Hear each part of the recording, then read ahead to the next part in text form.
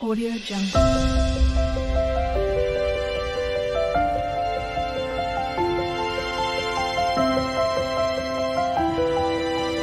Audio Jungle. Hello friends, कैसे हैं आप सब लोग। आज हम लोग इस वीडियो में पंचकर्म के अंतर्गत जो पूर्व कर्म होते हैं उसमें एक बहुत ही इम्पॉर्टेंट टॉपिक अभ्यंग के बारे में डिस्कस करेंगे। अभ्यंग, ठीक है, ये होता क्या है? तो जिसमें तैलादी से स्नेह लगाकर शरीर को हाथों के द्वारा अनुलोम गति में जो मसाज करना होता है उसे अभ्यंग कहा जाता है, ठीक है। तो मोटा मोटा यही होता है। तो इस वीडियो में हम लोग जानेंगे कि अभ्यंग होता क्या है, ठीक है, अभ्यंग की क्रिया किस प्रकार से करनी चाहिए, इसी के साथ ही साथ अभ्यंग से पहले किस प्रकार की तैयारी करनी चाहिए। अभ्यंग की क्रिया आयुर्वेद में 3 चरणों में होती है, पूर्व कर्म, प्रधान कर्म और पश्चात कर्म। तो जो तैयारी होती है वो पूर्व कर्म के अंतर्गत आती है। किस समय, कितनी देर और कितनी मात्रा में अभ्यंग को करना चाहिए, ये हमारे प्रधान कर्म के अंतर्गत आती है, इसके बारे में भी जानेंगे। किस प्रकार से होता है शरीर में लाभ, अभ्यंग जो है हमारे शरीर में किस प्रकार से लाभ देता है उसके बारे में, और क्या होती है इसकी कारमुकता। तो जिस प्रकार से दवाइयों में जिस प्रकार से दवाइयाँ शरीर में असर करती है उसी प्रकार से अभ्यंग भी जो है वो शरीर में असर करता है। वो किस काल में करना चाहिए, इसके साथ ही साथ जो अभ्यंग में जो स्नेह द्रव्य होते हैं, जो ऑयल या मेडिकेटेड स्नेह होते हैं, वो किस प्रकार से और कौन कौन से हैं जो दोषों के अनुसार शरीर में प्रयोग किए जा सकते हैं। इसी के साथ ही साथ अभ्यंग के गुण क्या होते हैं शरीर में, अभ्यंग के गुण की अभ्यंग के शरीर में किस प्रकार से फ़ायदा होता है उसके बारे में जानेंगे। इसी के साथ ही साथ हम लोग ये भी देखेंगे कि अभ्यंग की जो क्रिया होती है वो किस प्रकार से करनी चाहिए, ठीक है, अभ्यंग की संपूर्ण क्रिया के बारे में जानेंगे। इसके साथ ही साथ जो अभ्यंग के बाद जो उसके पश्चात कर्म होते हैं, अभ्यंग करने के बाद व्यक्ति को किस प्रकार से रखना चाहिए उसके बारे में डिस्कस करेंगे। और साथ ही साथ अभ्यंग की कारमुकता, एग्जाम पॉइंट ऑफ व्यू से भी ये इंपॉर्टेंट है, इसके बारे में डिस्कस करेंगे, इसके बारे में भी डिटेल्ड डिस्कशन करेंगे। अभ्यंग से जुड़ी जो समस्त जानकारी है, ठीक है, कितना करना चाहिए, कहाँ होना चाहिए, किस प्रकार से करना चाहिए, इन सब के बारे में हम इस वीडियो लेक्चर के माध्यम से डिस्कशन करेंगे। वीडियो को आगे देखने से पहले अगर आपने अभी तक हमारे चैनल को सब्सक्राइब नहीं किया तो सब्सक्राइब कर लीजिए, जिससे आपको आने वाले वीडियोस के नोटिफिकेशन मिलते रहेंगे। आप हमें फेसबुक और इंस्टाग्राम पे भी फॉलो कर सकते हैं, जिसका लिंक डिस्क्रिप्शन में दिया हुआ है। तो चलिए स्टार्ट करते हैं। तो अगर परिभाषा की बात की जाए तो अभ्यंग का अर्थ है शरीर में तैल आदि लगाना, ठीक है। जो मोटा मोटा अर्थ देखा जाए वो होता है शरीर पे तैल आदि लगाना। अभ्यंग की जो निष्पत्ति है वो अंग धातु गति के अर्थ में प्रस्तुत है। इसमें अभि उपसर्ग से अभ्यंग बना है, तो अंग धातु में अभि उपसर्ग लगा देने से अभ्यंग शब्द बनता है, जिसका शब्दतः अर्थ होता है कुछ गतियां कराना या कुछ गतियां करना। तैल, वसा, मज्जादी स्नेहों से शरीर पर रगड़कर हाथ से उन स्नेहों को अच्छी तरह से शोषणार्थ गतियां कराई जाती हैं और इस प्रक्रिया को अभ्यंग कहते हैं। अभ्यंग जो है वो स्वस्थों में स्वास्थ्य रक्षणार्थ प्रतिदिन प्रशस्त है।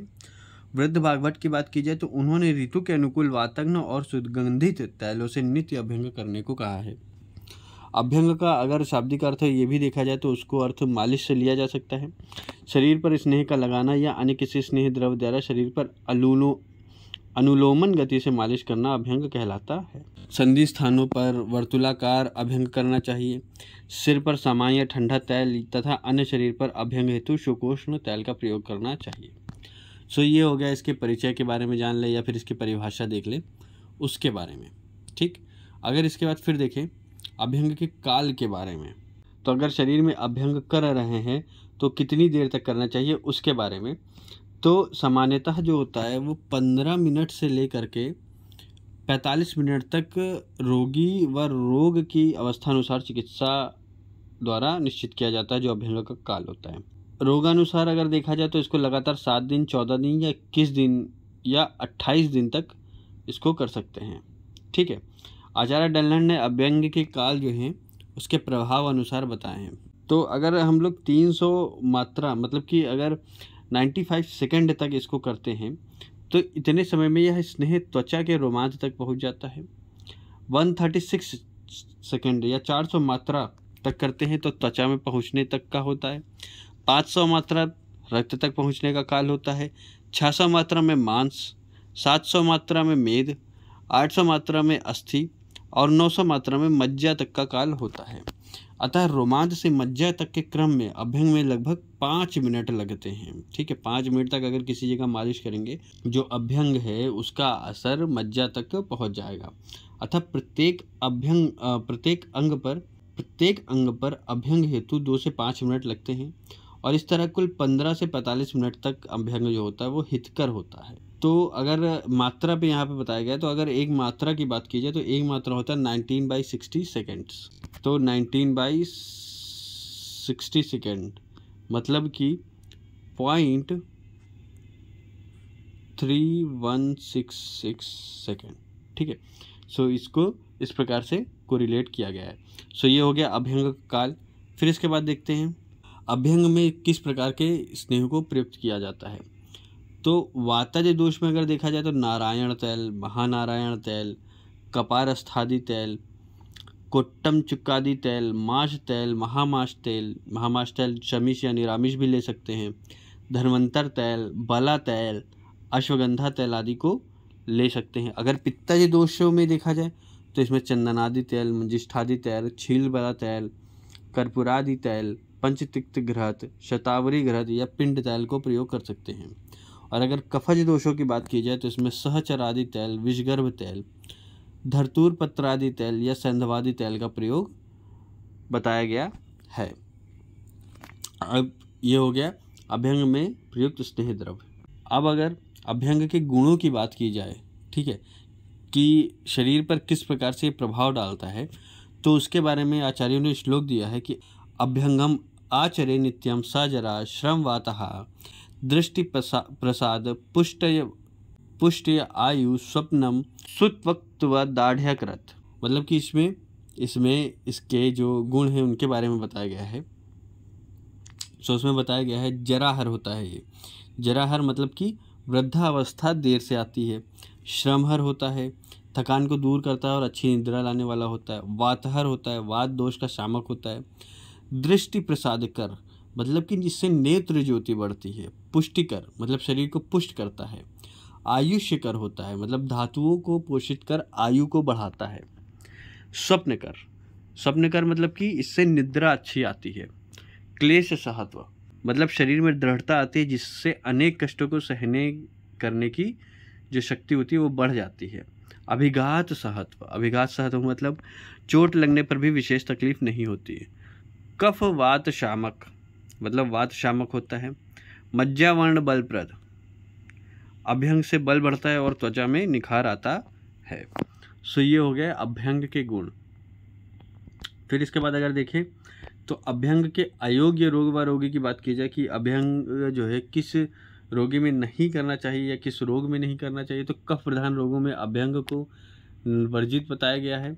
इसी के साथ ही साथ विरेचित पुरुष में अभ्यंग नहीं करना चाहिए, आमज व्याधि में अभ्यंग नहीं करना चाहिए, निरूढ़ व्याधि में नहीं करना चाहिए, अजीर्ण में नहीं कर सकते हैं, तरुण ज्वरी अगर रोगी है तो उसमें नहीं करना चाहिए, आम दोष से पीड़ित है तो उसमें नहीं करना चाहिए, संतर्पण से अगर उत्पन्न रोग है तो उसमें अभ्यंग का वर्जन बताया है, और वमित पुरुष में अभ्यंग को वर्जित बताया गया है। ठीक, सो ये हो गया अभ्यंग के अयोग्य रोग व रोग। फिर इसके बाद अगर देखें अभ्यंग विधि, तो अभ्यंग विधि भी तीन चरणों में की जाती है। पूर्व कर्म, प्रधान कर्म और पश्चात कर्म। तो पूर्व कर्म में 4 स्टेप्स आते हैं: संभार संग्रहण, रोगी रोग परीक्षा, मात्रा काल निर्धारण और आहार आदि व्यवस्था। संभार संग्रहण की बात की जाए तो संभार संग्रहण का मतलब होता है कलेक्शन ऑफ नेसेसरी फैसिलिटीज़, जैसे उपकरण हो गए, बर्तन हो गए, परिचारक हो गया, जो आवश्यक औषधि हो गई उसका कलेक्शन। रोगी रोग परीक्षा की बात की जाए अगर, तो इसमें जैसे रोगी की परीक्षा में तापक्रम आदि सारणी, जैसे वाइटल्स रिकॉर्ड करते हैं, रोगी का तापक्रम, वजन, रक्तचाप, ब्लड प्रेशर हो गया, पल्स हो गई, श्वसन गति हो गई, ये सब सूचीबद्ध किया जाता है। साथ ही साथ चिकित्सा सहमति घोषणा पत्र, किसी भी मेडिकल प्रोसीजर को करने से पहले रोगी से जो कंसेंट फॉर्म होता है उसके बारे में बता देना चाहिए, रोगी से कंसेंट ले लेना चाहिए। ठीक है, और रोगी को कंसेंट के अंतर्गत चिकित्सा में होने वाले उपद्रवों की जानकारी देकर उससे लिखित सहमति ली जाती है। इसके बाद औषधि योग का निर्धारण करते हैं, मात्रा काल निर्धारण कहते हैं। तो जैसे वात के लिए नारायण तैल है, पित्तज है तो चंदनादि तैल दे सकते हैं, कफज रोग है तो फिर विषगर्भ तैल या सहचरादि तैल दे सकते हैं। इसके बाद आहार आदि की व्यवस्था, मतलब कि आहार आदि जो पंचकर्म के जो अभ्यंग के बाद जो भी आहार आदि की यूज़ होगा उसके बारे में बताने के लिए उसकी व्यवस्था की जाती है। इसी के साथ ही साथ अभ्यंग से 2 से 3 घंटे पूर्व जैसे लघु आहार जैसे पेया और यवागु का सेवन कराया जाता है। और इसी के साथ रोगी को अभ्यंग हेतु कोपिन या लंगोट वस्त्र पहनाया जाता है।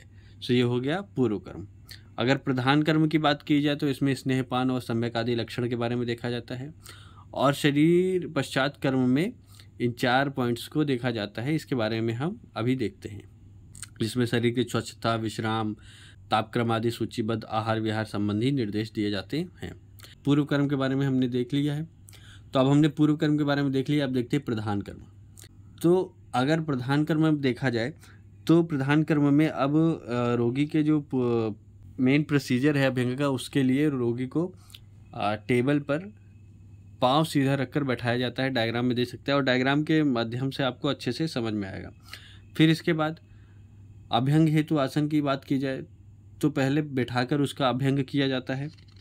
फिर पीठ के बल लेटाकर, पीठ के बल किस तरह से, सुपाइन पोजीशन में दूसरा दे सकते हैं। फिर इसके बाद तीसरे में लेफ्ट लेटरल लेटाया जाता है, चौथे में वक्ष के बल लेटाया जाता है प्रोजन में, फिर दक्षिण पार्श्व में लेटाया जाता है, फिर पीठ के बल लेटाया जाता है और फिर बैठा के अभ्यंग किया जाता है। और इस प्रकार से हर पोजीशन में 5-5 मिनट करना चाहिए। रोगी को कोपिन पहनाकर अभ्यंग टेबल पर लिटाया जाता है, ठीक है। और सुकोष्ण सुगंधी वातग्न ऋतु दोषादि के अनुकूल तैल लेकर धीरे धीरे अनुलोम गति से अभ्यंग करना चाहिए। अनुलोम गति क्या होती है कि जिधर शरीर के लोम मतलब रोए जो होते हैं, जो बाल होते हैं वो झुके हों, उसी दिशा में अभ्यंग किया जाता है। सिर पर अभ्यंग हेतु शीत स्नेह, सुकोष्ण स्नेह तथा हाथ पांव इत्यादि भागों पर उष्ण स्नेहों से अभ्यंग किया जाता है। शीत ऋतु में उष्ण तैलों से तथा उष्ण ऋतु में शीत तैलों से अभ्यंग किया जाता है। सबसे पहले ब्रह्मरंध्र, फिर संपूर्ण शरीर, फिर कर्ण हस्त पाद अभ्यंग करके अन्य शरीर के भागों का अभ्यंग प्रारंभ दीर्घकार वाले अवयवों पर अनुलोमतः अर्थात ऊपर से नीचे की ओर। संधि स्थान में जैसे देखा जाए तो कर्पूर हो गया, अंश हो गया, जानु गुल्फ कटी में वर्तुलाकार अभ्यंग कराना चाहिए। अभ्यंग का मुख्य उद्देश्य भीतर के अवयवों को गति को उत्तेजित करना है, ठीक है। मतलब कि जो भीतर के अवयव हैं, ऑर्गन्स हैं, उनकी जो गति है, उनका जो कार्य करने का जो स्पीड है उसको तेज करना है। अभ्यंग विशेषतः सिर, पाँव और कान पर करना चाहिए, ठीक है। अभ्यंग की जो 7 अवस्थाएं हैं उन सभी अवस्था में शरीर की 5 से 10 मिनट तक अभ्यंग करना चाहिए। 5 से 10 मिनट तक मालिश करेंगे हर अवस्था में, और इस प्रकार 45 मिनट से 1 घंटे तक अभ्यंग करना चाहिए। इसी के साथ ही साथ और भी अभ्यंग के कर्म होते हैं, जैसे कर्ण अभ्यंग देख सकते हैं डायग्राम में आप लोग, शिरो अभ्यंग देख सकते हैं, इसके बाद हस्त अभ्यंग देख सकते हैं, पाद अभ्यंग भी देख सकते हैं डायग्राम में आप लोग देखिए। फिर इसके बाद अगर पश्चात कर्म की बात की जाए, अभ्यंग कंप्लीट हो गया तो रोगी के साथ पश्चात कर्म में किस प्रकार से उसको ट्रीट करना चाहिए। तो शरीर की स्वच्छता, ठीक है, मतलब अभ्यंग पश्चात तौलिए को गर्म पानी से निचोड़कर पूरे शरीर पर स्पंज करते हैं, जिससे शरीर पर लगा हुआ तैल पोंछकर शरीर को स्वच्छ किया जाता है। विश्राम, मतलब अभ्यंग पश्चात 15 से 30 मिनट तक विश्राम करना चाहिए। 1 से 1.5 घंटे बाद रोगी को उष्णोदक से स्नान करवाया जाता है, या फिर रोगानुसार जो औषध क्वाथ होता है उससे भी स्नान करवा सकते हैं। तापक्रम भी सूचीबद्ध किया जाता है, मतलब कि प्रोसीजर से पहले और प्रोसीजर के बाद भी रोगी के वाइटल्स लिए जाते हैं। साथ ही साथ उसको आहार संबंधी निर्देश भी दिए जाते हैं, जैसे लघु आहार, पेय या वागु का सेवन करवाया जाता है, और रोगी को समशीतोष्ण वातावरण में रखा जाता है। यदि अभ्यंग के बाद रोगी को स्वेदन कराना है तो अल्प विश्राम कराकर स्वेदन करना। अब अगर अभ्यंग की कार्यमुक्ता की बात की जाए, मतलब मोड ऑफ एक्शन ऑफ अभ्यंग देखा जाए, तो अभ्यंग जो होता है ये बाह्य स्नेहन का प्रकार होता है। अभ्यंग किया। भ्राजक पित्त द्वारा औषध का पाचन। जो भ्राजक पित्त होता है वह त्वचा में स्थित होता है। पित्त का एक प्रकार होता है ये भ्राजक पित्त, ये त्वचा में स्थित होता है। और जब त्वचा में अभ्यंग के रूप में स्नेहन लगाते हैं या औषध योग को लगाते हैं तो वहाँ पे औषध का पाचन होता है। रूमकूपी मतलब रों के जो धमनी द्वारा औषध वीर्य का अवशोषण होता है, एब्जॉर्ब होती है वहाँ पे। संपूर्ण शरीर में परिसंचरण होता है, संपूर्ण शरीर में जाती हैं। और फिर उसके बाद धातुओं का पोषण और दोष का शमन होता है।